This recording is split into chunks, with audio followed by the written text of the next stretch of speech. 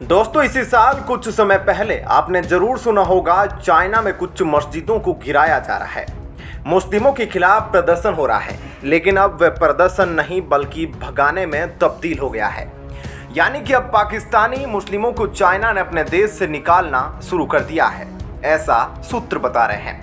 आपको बता दें कि कुछ समय पहले मस्जिदों को भी तोड़ रहे थे चाइना के लोग, क्योंकि उन्हें डर था कि मुस्लिम लोग कभी भी वहां के लोकल लोगों पर अटैक कर सकते हैं, क्योंकि चाइना में ज्यादातर बौद्ध धर्म के लोग हैं।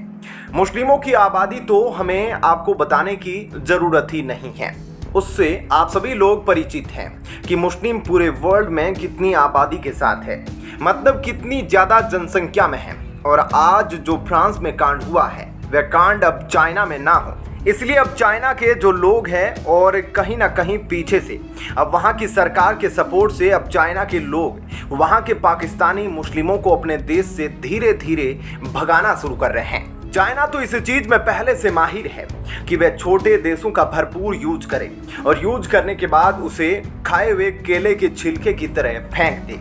इसी तरह से अब पाकिस्तान के साथ भी कर रहा है।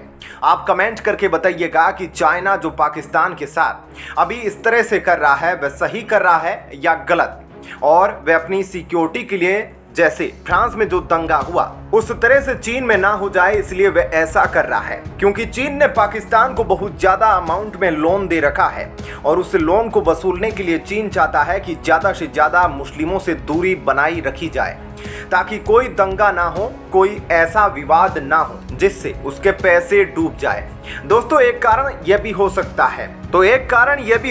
है, और इसके अलावा एक और देश है तुर्की, जहां पर पाकिस्तानियों को भगाने की मांग उठी है और लोग सड़क पर उतर बवाल करने लगे हैं। वहां पर क्या कुछ चल रहा है, अब उसके बारे में हम आपको थोड़ा सा डिटेल में बताते हैं। तुर्की के बारे में इसलिए जानना जरूरी है क्योंकि तुर्की को पाकिस्तान अपना जिगरी दोस्त मानता है, और उसी तुर्की ने कुछ दिन पहले शहबाज शरीफ से गले ना मिलके उनको सम्मेलन में बेइज्जत किया था। आज क्या कुछ पाकिस्तानियों के खिलाफ कर रहा है तुर्की, इसके बारे में आपको डिटेल में बताते हैं। दरअसल फ्रांस के बाद अब तुर्की में भी शरणार्थियों ने कहर बरसा रखा है।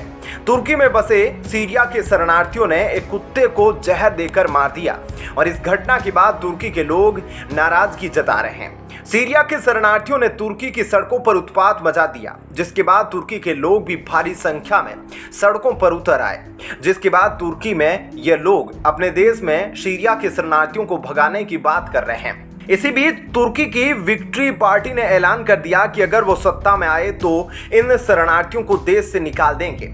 विक्ट्री पार्टी के एक नेता ने इस पूरे विवाद में शरणार्थियों की गुंडागर्दी का एक वीडियो सोशल मीडिया पर शेयर किया। इसी के बाद इस पूरे विवाद में पाकिस्तानियों की एंट्री हुई। पाकिस्तानी लोगों ने सोशल मीडिया पर सीरियाई शरणार्थियों के समर्थन में तुर्की के लोगों और विक्ट्री पार्टी को गालियां देना शुरू कर दी। पाकिस्तानियों ने तुर्की की महिलाओं के लिए भी गंदे शब्दों का इस्तेमाल किया। ऐसे में पाकिस्तानी लोगों का कहना है कि तुर्की की विक्ट्री पार्टी कैसे शरणार्थियों को अपने देश से निकालने की बात कर सकती है। इस पूरे विवाद में तुर्की के लोगों को पता चल गया है कि पाकिस्तान कितनी गिरी हुई हरकत कर सकता है। तुर्की के लोग अब पाकिस्तानियों के खिलाफ भी आवाज उठा रहे हैं, और तुर्की के लोग अब ये चाहते हैं कि पाकिस्तानियों को भी उनके देश में बसने की इजाजत न दी जाए। तो दोस्तों इस खबर के बारे में आपकी क्या राय है, हमें कमेंट करके जरूर बताएं। और अब आपको बताते हैं ऐसी ही एक और बड़ी खबर। दोस्तों पाकिस्तान में हालात दिन ब दिन बदतर होते जा रहे हैं। वहां के लोगों को बस यही चिंता सता रही है कि क्या वे जिंदगी भर पाकिस्तान जैसे गरीब देश में ही रहेंगे, या फिर जो कश्मीर से सटा हुआ पाकिस्तान है, जो पीओके के आसपास रहते हैं, वह यह सोचते हैं कि क्या उन्हें भारत में मिल जाना चाहिए। आपको सबसे पहले 10-12 सेकेंड का एक क्लिप दिखाते हैं कि वहां की महिलाएं क्या बोली भारत में आने को लेकर, सुनिए। हमारी मदद करें, इंडिया के जो प्राइम मिनिस्टर है मोदी साहब, हमारे लिए कुछ कीजिए सर, काइंडली हम बेग करते हैं।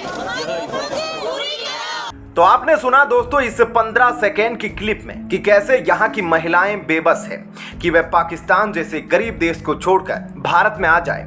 और यह कोई पहली बार नहीं, इस तरह से ना जाने कितनी बार पाकिस्तान में मुहिम चली है कि we want to join in India, तो आप समझ सकते हैं कि पीओके के लोग भी यही चाहते हैं कि हम भारत में मिले, लेकिन इन सब के बीच जो फ्रांस में दंगे हुए हैं, क्या उन दंगों को नजर में रखते हुए इन मुस्लिमों को भारत में मिलना चाहिए? आप कमेंट करके जरूर बताइएगा, मिलना चाहिए या नहीं मिलना चाहिए। तो यह तो थी पहली खबर, और दूसरी खबर पाकिस्तान से ही आ रही है। पाकिस्तान ने जो एक भारत को बड़ा ऑफर दिया है, उस ऑफर को सुनने के बाद अब जो सोचेंगे दोस्तों मन में ही रखना, क्योंकि यह जो ऑफर है उसे सुनने के बाद हर किसी की जुबान पर पाकिस्तान के खिलाफ बस वैसे ही शब्द आएंगे जो हम एक दूसरे दोस्त को नहीं बोल सकते। क्या ऑफर दिया गया है पाकिस्तान के द्वारा, उसके बारे में हम आपको डिटेल में बताते हैं।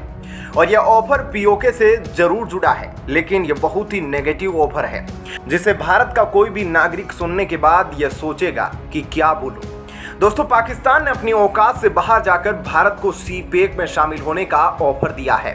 सीपेक यानी कि चाइना पाकिस्तान इकोनॉमिक कॉरिडोर, यह वही कॉरिडोर है जो पीओके से होकर गुजर रहा है। शहबाज शरीफ ने कहा कि भारत को सीपेक परियोजना में अड़ंगा नहीं डालना चाहिए, बल्कि भारत को तो सीपेक परियोजना का हिस्सा बन जाना चाहिए। पाकिस्तान की हिम्मत देखिए, एक तो भारत के हिस्से पर गैर कानूनी तरीके से कब्जा कर रखा है और भारत के उसी हिस्से पर गैर कानूनी परियोजना चला रहा है, और अब उसी परियोजना के लिए भारत से समर्थन मांग रहा है।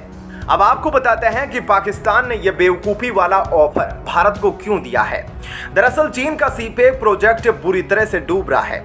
इस प्रोजेक्ट पर चीन के अरबों रुपए और इज्जत दांव पर लगी है। भारत की वजह से यह प्रोजेक्ट अब पूरी तरह से ठप पड़ गया है। पीओके और सीपेक प्रोजेक्ट पर भारत का बयान सुनकर पीओके की जनता का हौसला बढ़ गया है।